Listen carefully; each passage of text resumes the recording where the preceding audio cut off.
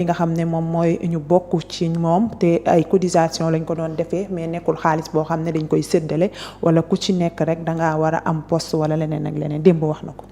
waaw si parce que loolu bon démb il a parlé bon je salue d'ailleurs son intervention sa sortie parce que polémique bi dafa bëri woon te xam nga comme on dit rek patriote yi moom coow li mën naa bëri mais bu Ousmane Sonko génnee le président Ousmane Sonko génnee wax rek. léppay tekk waaw ñëppay tekk parce que c'est-à-dire confiance bi ñu am ci moom la. waaw confiance bi ñu am ci moom la quoi parce que ñun en quelque sorte Ousmane Sonko le président Ousmane Sonko autant pour moi nit ñi jox nañ ko confiance boo xamante ni fi mu nekk nii lu mu def dañuy wax ne baax na. lu ñu def ne mu ne gongo. waaw lu mu def dañu naan baax na lu mu deful sax dañuy xaar. bu ko junjee sax ñu ne nañ ko ci jiitu c'est-à-dire foofu la nit ñi teg le président Ousmane Sonko donc ça c'est extraordinaire loolu moo tax mais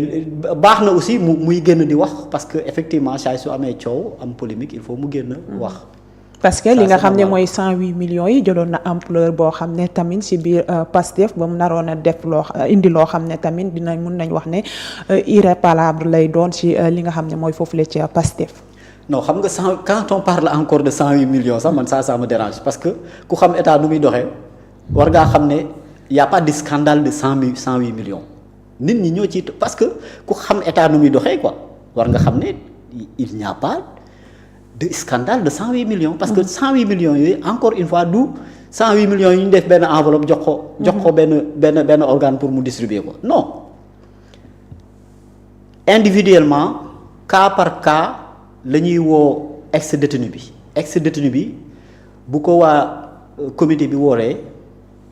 ba étudier kaawam dañ koy mettre en rapport avec la délégation le délégué général de la solidarité nationale et de la protection sociale moom moo lay woo nga dem foofu mu ne la am nga fi dossier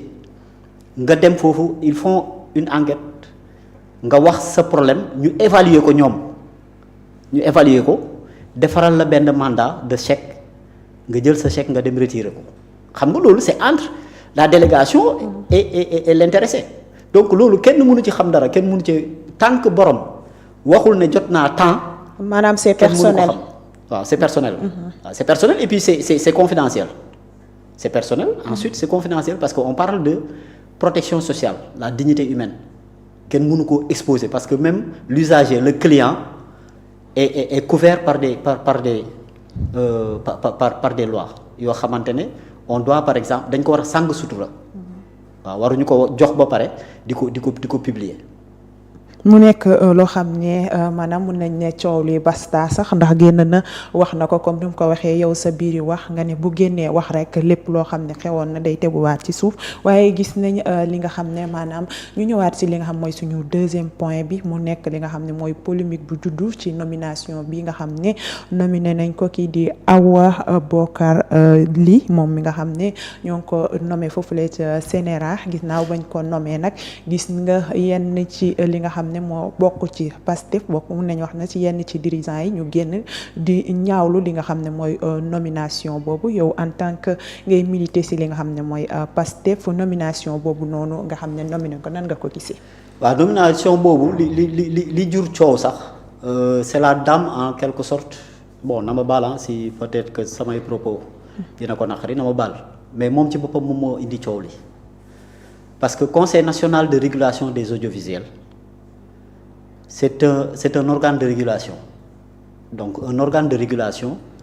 li mu baaxoo le premier critère à être recruté par ce conseil ou à être employé par ce conseil c'est d'être neutre c'est-à-dire de coloration politique de ne pas avoir une coloration partisane moo xam politique la moo xam beneen kii la donc parce que il faut être à équidistance de tout ce qui est politique tout ce qui est sectaire en quelque sorte mais cette dame malheureusement était déjà identifiée comme responsable de l'APR ensuite que les gens ont décelé parmi ses posts sur les réseaux sociaux ay positions partisanes ay positions sectaires donc moom bi ñu ko proposé déjà rek pour poste boobu il paraît que dafa dem ci page Facebook am déjà pour supprimer tous les postes yoo xamante ne décelé woon nañ ko yoo xamante ne da ci doon jël ay positions sectaires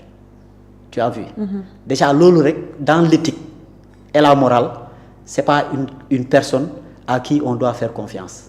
pour quelqu'un koo xam ne da nga ko war a recruter pour mu réguler déjà même dans l'éthique rek déjà c'est un motif normalement de renvoi parce que wan na la ne moom elle n'a pas de conviction parce que il faut assumer ses positions assumer ses convictions mais dès lors yaa ngi nëbb yow say convictions rek tu n'es plus quelqu'un à qui on doit faire confiance. mais yéen li nga xam ne mooy waa Pastef nekk loolu rek lañ leen yàgg dégg ci li nga xam ne ñu nommé kenn ngeen génn di wax gis nañ ko si nga xam ne moom tamit mooy Samba Ndiaye yéen tamit génnoon ngeen di polémique ci li nga xam ne mooy nomination boobu yéen est-ce que tamit amu leen problème ak li nga xam ne maanaam yéen daal ngeen di nommé seen bopp rek li nga xam ne mooy waa Pastef rek bañ a nommé feneen waaye li ñu mel nag la ñuy nemmeeku ñun noonu lañ gis mun nañ wax appréciation boobu lañ def ci li nga xam ne mooy nomination bu amee. waaw appréciation boobu en général nit ñi dañ koy wax mais boo xoolee aussi ñi koy wax ñëpp mooy ñi féete côté bee. ñoom ñoo gëm ne en fait on veut faire de la gestion de l'État une affaire partisane. Alors que le président de la République Bassirou Diomaye Faye son excellence Bassirou Diomaye Faye pour être à équidistance même des affaires politiques une fois bi ñu ko élire dafa démissionner de son poste de secrétaire général de Pastef. Donc kooku déjà mi ngi lancé benn acte boo xamante ne c'est pour dire aux Sénégalais je suis là pour tous les Sénégalais et il est là pour tous les Sénégalais donc il n'est pas dans ça parce que moom ñi ñu koy proposer pour mu nommer leen sax xamu leen en général.